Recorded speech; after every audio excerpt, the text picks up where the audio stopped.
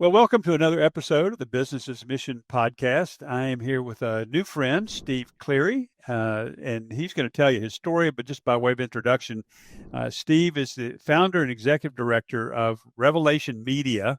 It's a ministry. We were just talking about this. They run it like a business, but it's clearly not profit in that sense. But he does honor the sort of threefold and fourfold bottom line. So we have so much in common. But what excited me is the new project they're working on called iBible, which is the very world's first visual and interactive Bible.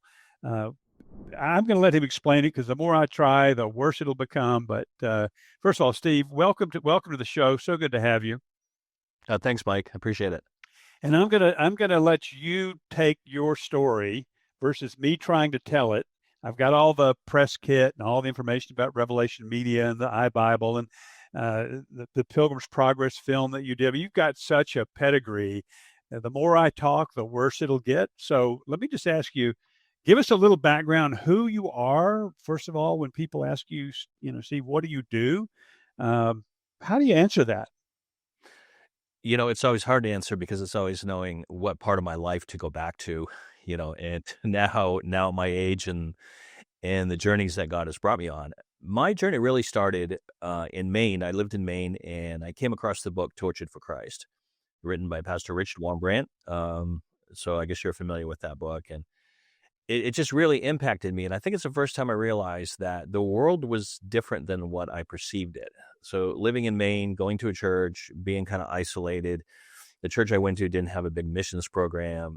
It pretty much was just local community, pay your tithe, wait to be raptured kind of church. And as I was reading this book, Torture for Christ, it just really impacted. It's like, wait a minute, people are being persecuted around the world and all these different countries. And I had never heard of anything at that time in my life. I was in my 20s, and I was really praying about, how do we respond to this? And I brought it to my church, and my church just kind of patted me on the back and showed me the door, and didn't really have an interest in, helping Christians that were persecuted or smuggling Bibles. And so I really started praying, and that was the beginning of my journey. And fast forward, I ended up working for Richard Wurmbrand in Sabina with Voice of the Martyrs for many years. And I traveled with Richard. I was with him in the last few years of his life when he was bedridden. And I really learned a lot. I traveled to probably 30 countries where Christians are persecuted.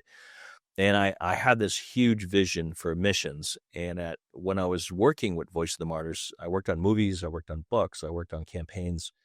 And I really realized that a lot of times our world is much smaller, right? Until we really realize what's going on around the world, and then pray about how God is leading us. But if we're just praying in ignorance, it gets maybe we're stuck in our own little environments like I was when I was in my 20s. And I realized the power of media, and I realized the power of advertising. I realized the power of videos, of books, of audio. And it was about 12 years ago, I was meeting with one of my best friends, and we were discussing films. We had both done some films for other people, but we said, if we could do our own film, which film would we do if it was up to us? Instead of being the one hired to make the film, what if it was our own film?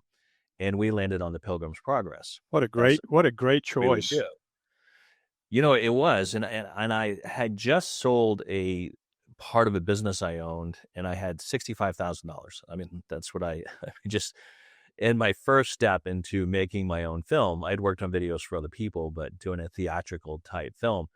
I remember we hired 3 people that worked in a house in San Jose, Costa Rica, and had a kitchen table, and started drawing posters and artwork, and we started the script. And we just stepped out in faith, and we kept working on this, and it got bigger and bigger. It ended up we had to raise a lot of money. We used, my wife and I, my business partner, we used all our business profits. We used a lot of our personal money to fund this film, The Pilgrim's Progress.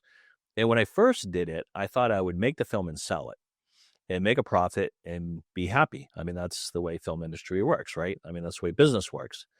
And I realized that through making it, that something was broken in the whole film industry, and that Christian films were being funded by studios or being funded in such a way that it didn't allow for easy distribution on the mission field. And so all these Christian films are being made, and I was like, well, which ones are going to the mission field? Which ones should go to the mission field? Which ones should be translated into other languages? We can all look at the success of the Jesus film, which is just amazing. Over 2,000 languages, billions of people watching. And it's like, what do we learn from that? And so making this film, The Pilgrim's Progress, I put out a fleece, and I asked God, I said, do you want me to do something different with this film than just try to sell it or distribute it and pay back the investors? And I really felt that it was a film that needed to go to the mission field. It was an animation of The Pilgrim's Progress. We ended up releasing it in 2019. The fleece was met. It was a crazy, crazy fleece. I mean, my friends laughed at me when I told them what it was. But God met it, and we did it. We started a nonprofit called Revelation Media, and we ended up putting Pilgrim's Progress into 31 languages. We distributed it for free, and we turned down any contract that didn't allow us to distribute the film ourselves. So if somebody said, I'll give you money, but I want these rights, we'd say no. Because there was no exclusivity. There was nothing that was going to prevent us from putting it on the mission field. I can tell you, Mike, I have since tried to buy films for countries we work in. So you can imagine I want to buy a film for, someplace in Africa that's never going to show a film in a theater, but I want to bring it on the mission field. I can't do that. Bring a film to Ukraine while it's in war. Can't do that. All these films are locked up. The distributors won't talk to you. You can't afford to pay it in the fee. Even they don't even want to talk to you about it. You have to chase it down. So Christian films are being sold to secular companies that are not allowing us, not making it easy to bring them to the mission field. The films that remain within a nonprofit, remain within what I call the church, we can do whatever we want with. So it's important to me to keep the Pilgrim's Progress within the church. And I think that laid out a path for me that was extremely important. And we ended up putting it, like I said, in over 30 languages. We've had over 40 million people watch the film. I never appear anywhere publicly at a Christian event and don't have people coming up to me telling me that the impact that film has made and how many times they've watched it and the kids that have watched it with them. And so we know it had a huge missions impact. We still have to pay back our investors, right? I mean, talk about business as missions.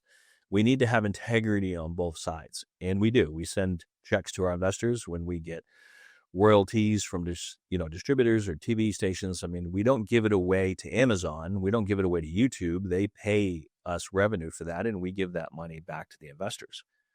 But through all this, the big scary dream came